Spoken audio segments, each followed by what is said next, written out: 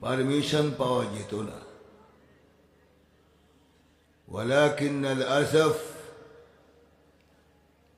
আফসোস হলো 17 বৎসর সিনেমার দরওয়াজা বন্ধ হয়নি, গান বাজনা বন্ধ হয়নি, মেয়ে লোকের লেংটা নাচ বন্ধ হয়নি, কিন্তু তফসির মাহফিল শুনলেই মনে হতো তাদের মাথায় আল্লাহর গজব পড়েছে। তারা সহজে তফসিরের পারমিশন দিত না। ঘুরাতে ঘুরাতে শেষ পর্যন্ত বলতো যে উপরের ওয়ার্ডার।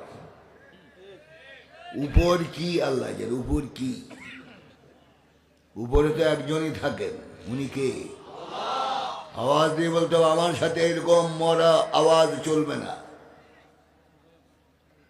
উপরে কে থাকে? আল্লাহ বুঝি বলেছে তফসির মাহফিল বন্ধ করো। এগুলি আমাদের আই ওয়াশ করা হয়েছে, কিন্তু এর পরিণতি কি হবে আস্তে আস্তে দেখবে তারা। এদেশের 18 কোটি মুসলমান তফসিরকে যে অপমান করেছে এর প্রতিশোধ নেবেই ইনশাআল্লাহ। আপনারা কি রাজি? আল্লাহু আকবার বলুন। ধরাকে সরা মনে করেছ গদি পাওয়ার পর। গদি দেয় কে?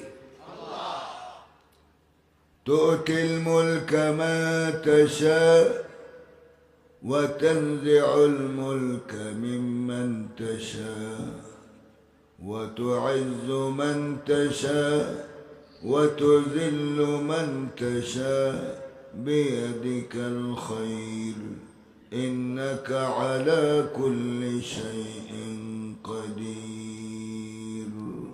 আল্লাহু আকবার। গদি কে দেয়? শক্তি কি এতটুকু না আরো আছে?